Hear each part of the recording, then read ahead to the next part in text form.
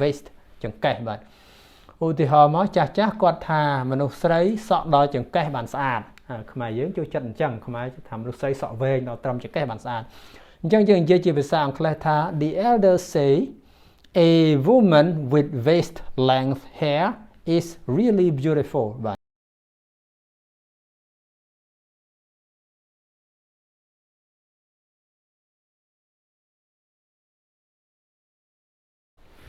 បាទសូមគោរពជំរាបសួរបងប្អូនអ្នកសិក្សាភាសាអង់គ្លេសទាំងអស់គ្នាបាទសូមស្វាគមន៍មកកាន់ក្លឹបភាសាយើងបាទហើយសូមអរគុណច្រើនសម្រាប់ការគាំទ្រសិក្សាភាសាអង់គ្លេសជាមួយនឹងក្លឹបភាសាជារៀងរហូតមកបាទជាពិសេសអរគុណសម្រាប់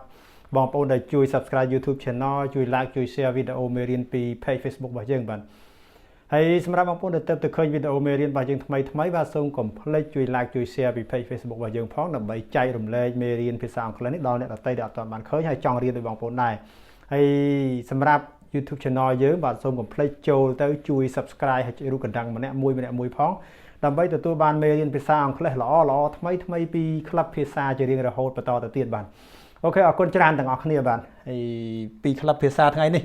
នៅលើប្រធានបទនៃការរៀនតែងប្រយោគជាភាសាខ្មែរទៅជាភាសាអង់គ្លេសយើងសិក្សាបន្តនៅក្នុងផ្នែកនៃរូបរាងកាយបន្តទៅទៀតបាទ parts of the body ហ្នឹងគឺមានច្រើនផ្នែកយើងចាប់ផ្ដើមសិក្សាពីលើមកបាន2មេរៀនហើយមេរៀននេះជាមេរៀនទី3អំពីផ្នែកនៃរូបរាងកាយអញ្ចឹងសម្រាប់ផ្នែកនៃរូបរាងកាយក៏ខ្ញុំបានបង្កើតជាប្រយោគសួរដែរថាតើផ្នែកនៃរូបរាងកាយអ្វីខ្លះទៅឬណាខ្លះទៅដែលអ្នកចេះជាភាសាអង់គ្លេសបាទ What are the parts of the body you know in English បាទអញ្ចឹងតើយើងចេះអីខ្លះយើងដឹងអីខ្លះយើងអាណាយើងអត់ដឹងយើងរៀនថែមអាណាយើងដឹងហើយយើងរៀនយកវាទៅប្រើជាប្រយោគជាអីចឹងទៅបាទអូខេបន្តថ្ងៃនេះគឺ neck បាទ neck គឺករបស់យើងនេះរូបកបាទ neck អានថា neck បាទប្រែថាកគឺតភ្ជាប់ពីខ្លួនទៅក្បាលបាទអូខេសម្រាប់ neck ជាឧទាហរណ៍កជាអវយវៈភ្ជាប់ក្បាលទៅនឹងដងខ្លួនបាទ The neck is the part that connects the head to the body បាទអញ្ចឹង the neck is the part that connects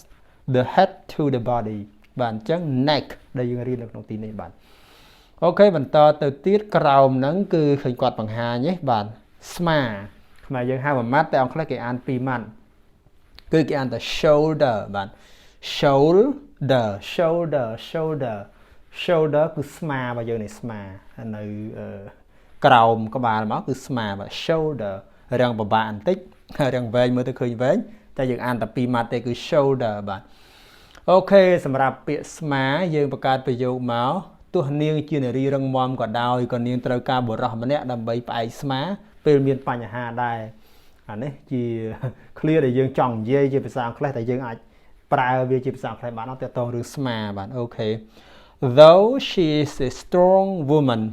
she still needs a man to lie on his shoulder when she feels sad បាទ she feels sad feel ថែម s មកមិនត្រូវខ្ញុំលឿនពេកខុសទៅបាទអូខេ Though she is a strong woman she still needs a man to lie on his shoulder when she feels sad បាទអូខេយើង shoulder យើងប្រើបែបនេះបាទយើងអាចតែងប្រយោគបានច្រើនជាងហ្នឹងស្រេចតែបងប្អូនចង់តែងហើយតែធ្វើម៉េចយកពាក្យហ្នឹងទៅប្រើឲ្យកើតក្នុងជីវិតប្រចាំថ្ងៃបាទ shoulder បាទអូខេបន្តទៅទៀតគឺ arm បាទ arm គឺដៃបានន័យថារាប់ចាប់តាំងពីស្មាហ្នឹងទៅរហូតដល់ចុងម្រាមហ្នឹងគេហៅថា arm បាទទាំងអស់ហ្នឹងហៅថា arm បាទដូចរូបអញ្ចឹងពីលើដល់ក្រោមហ្នឹងដៃហ្នឹងមាន2នេះយើងហៅថា arm បាទ arm ដៃឧទាហរណ៍មនុស្សឈ្មោះ Armstrong មិនមែនសុទ្ធតែជាបរិះមានដៃរឹងមាំទេអានេះជាភាសាអង់គ្លេសគេមានឈ្មោះមនុស្សអញ្ចឹងបាទ A person called Armstrong is not always a man with strong arms Armstrong ជាឈ្មោះរបស់មនុស្សទេឈ្មោះប្រហែលជាមានន័យរបស់គេថាគាត់ជាមនុស្សរឹងមាំជាមនុស្សខ្លាំងអីចឹងទៅក៏ប៉ុន្តែ arms របស់គាត់បានន័យថាគាត់មិនមែនសុទ្ធតែខ្លាំងតាមឈ្មោះហ្នឹងទេបាទអញ្ចឹងអានេះយើងនិយាយអញ្ចឹងបាទ A person called Armstrong is not always a man with strong arms បានន័យថាដៃដ៏រឹងមាំដៃដ៏មានកម្លាំងបាទ arms បាទ okបន្តទៅទៀតគឺ hand យើងខ្មែរយើងហៅថាប្រអប់ដៃគឺរាប់ចាប់ពីត្រឹមកដៃទៅបាទត្រឹមកដៃទៅហ្នឹងគេហៅថាប្រអប់ដៃភាសាអង់គ្លេសថា hand បើយើងនិយាយ hand គឺរាប់តែខ្លីទេតែបើនិយាយ arm គឺរាប់ទាំងអស់តែម្ដងបាទអានថា hand បាទដូចរូបបង្ហាញអញ្ចឹងបាទអូខេបន្តទៅទៀតប្រអប់ដៃគឺចាប់ពីកដៃដល់ម្រាមដៃតែយើងចេះនិយាយទេពាក្យបែបនេះទៅជាភាសាអង់គ្លេសបាទ The hand is from the the wrist to fingers បាទ The hand is from the wrist to fingers មានពាក្យពីរទៀត wrist ហើយនិង fingers ទៅមុខយើងនឹងរៀនបាទ hand តែកន្លែងនេះគឺប្រអប់ដៃបាទ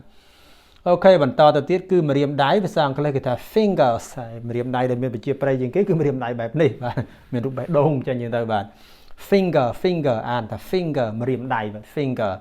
ហើយ finger តែពិតវាមាន5មានឈ្មោះវាផ្សេងទៀតក៏ប៉ុន្តែចាំរៀនតាមក្រោយយើងរៀនតែទាំងអស់ហ្នឹងសិនគេហៅថា finger បាទម្រាមដៃឧទាហរណ៍មនុស្សមានប្រអប់ដៃ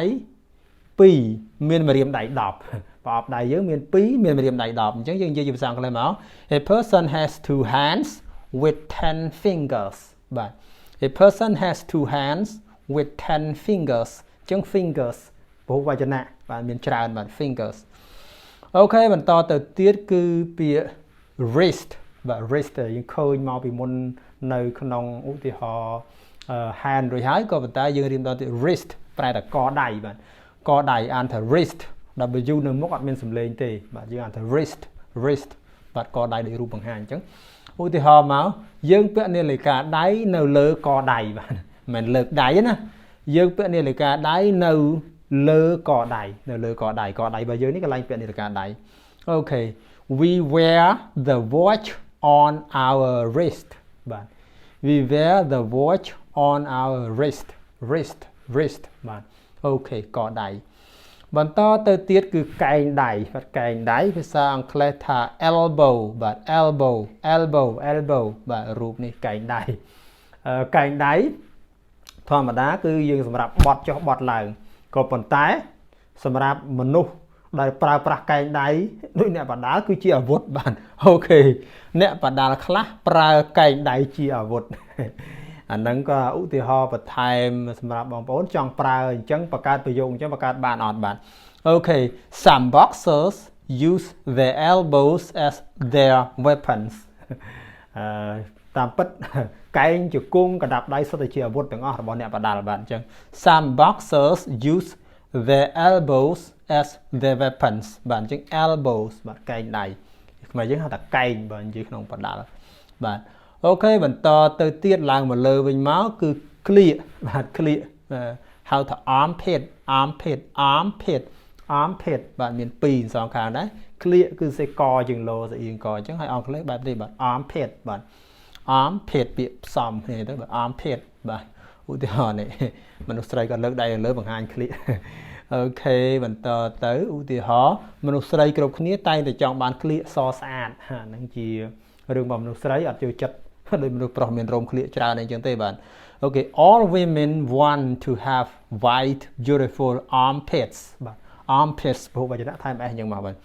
All women want to have white beautiful armpits បាទអញ្ចឹងនឹងចាប់ពីស្មាទៅដល់ដៃអស់ហើយមកដៃយើងចូលទៅកន្លែងទៀតគឺទ្រូង chest អានថា chest ដូចរូបបង្ហាញអញ្ចឹងបុរសគាត់មានទ្រូងរឹងមាំអញ្ចឹងទៅបង្ហាញបាទ chest អានថា chest ទ្រូងបាទឧទាហរណ៍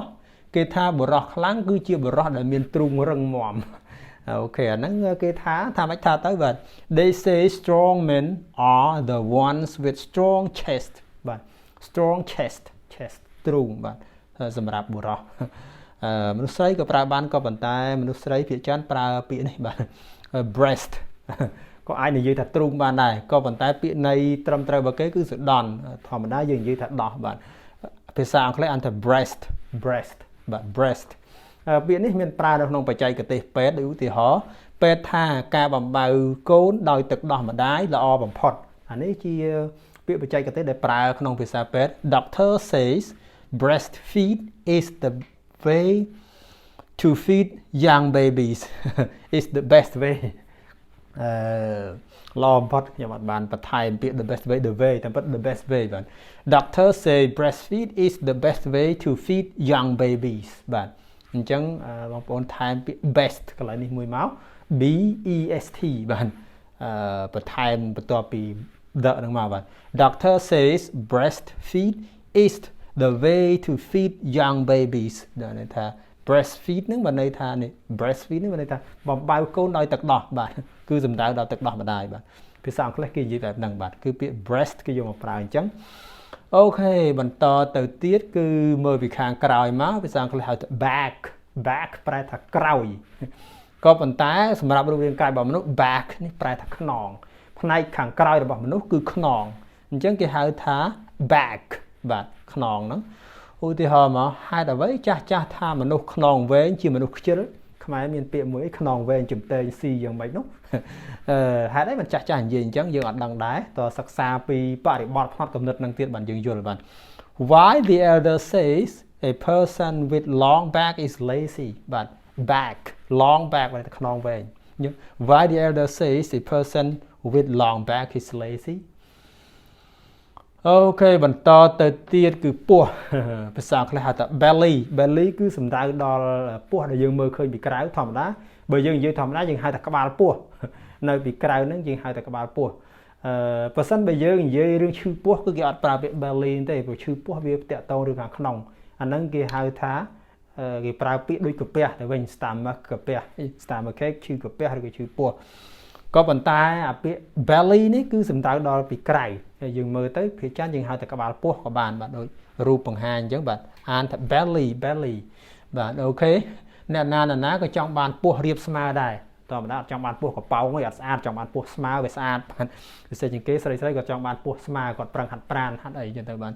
អូខេ everyone wants to have a flat belly បាទ flat belly បានន័យថាពោះសំប៉ែតពោះមិនប៉ោងមិនមូលណាមិន round belly flat belly បាទគឺពោះរាបស្មើបាទអូខេ everyone wants to have a flat belly បាទអូខេបន្តទៅទៀតគឺចង្កេះភាសាអង់គ្លេសថា waist ដូចរូបមកអញ្ចឹងបង្ហាញចង្កេះបាទ waist អានថា waist បាទភាសាចង្កេះជាងដេគាត់យកម៉ែត្រមកវាស់គឺវាស់ចង្កេះដើម្បីកាត់ចង្កេះខោកាត់រាងអាវអីគឺគេវាស់ហើយភាសាចង្កេះពាក្យបច្ចេកទេសជាងដេគាត់ត្រូវចេះឲ្យពាក្យ waist បាទ waist សរសេរបែបនេះស្តៀងនឹងពាក្យថាសម្រាមឬក៏ខ្ជះខ្ជាយដែរក៏ប៉ុន្តែរបៀបនៃការសរសេរខុសគ្នាបាទយើងអានថា waist ដូចគ្នាក៏ប៉ុន្តែការសរសេរខុសគ្នាបាទ waist ចង្កេះបាទឧទាហរណ៍មកចាស់គាត់ថាមនុស្សស្រីសក់ដល់ចង្កេះបានស្អាតខ្មែរយើងចូលចិត្តអញ្ចឹងខ្មែរថាមនុស្សស្រីសក់វែងដល់ត្រឹមចង្កេះបានស្អាតអញ្ចឹងយើងនិយាយជាភាសាអង់គ្លេសថា the elders say a woman with waist length hair is really beautiful បាទOkay, the elders say a woman with waist length hair is really beautiful បានន័យថាគឺ waist length hair បានន័យសក់ត្រឹមចង្កេះអញ្ចឹងនេះជាផ្នត់គំនិតរបស់ខ្មែរដែលស្រឡាញ់សក់ស្អាតអីចឹងបាទអូខេទាំងអស់នេះគឺជាមេរៀនមួយដែលខ្ញុំរៀបចំមកមិនឲ្យវែងពេកហើយក៏មិនឲ្យខ្លីពេកសម្រាប់បងប្អូនអ្នកចង់សិក្សាអំពីផ្នែកនៃរូបរាងកាយហើយយកពាក្យទាំងអស់នោះទៅរៀនបង្កើតប្រយោគជាប្រយោគភាសាអង់គ្លេសដោយប្រើពាក្យក្នុងនឹងមួយនៅក្នុងហ្នឹងបងប្អូនអាចរៀនបង្កើតប្រយោគបន្ថែមយកវាទៅប្រើប្រាស់ក្នុងជីវិតប្រចាំថ្ងៃឲ្យបាននោះទៅឈ្មោះថាចេះភាសាអង់គ្លេសផងដែរបាទអូខេអរគុណច្រើនសម្រាប់បងប្អូនដែលព្យាយាមតាមដានទស្សនាសិក្សាមេរៀនជាមួយនឹងក្លឹបភាសាជារៀងរហូតមកបាទជាពិសេសអរគុណដែលបងប្អូនតាមដានសិក្សាមេរៀនមួយនេះតាំងពីដើមដល់ចប់ផងដែរបាទសូមគោរពលាបាទ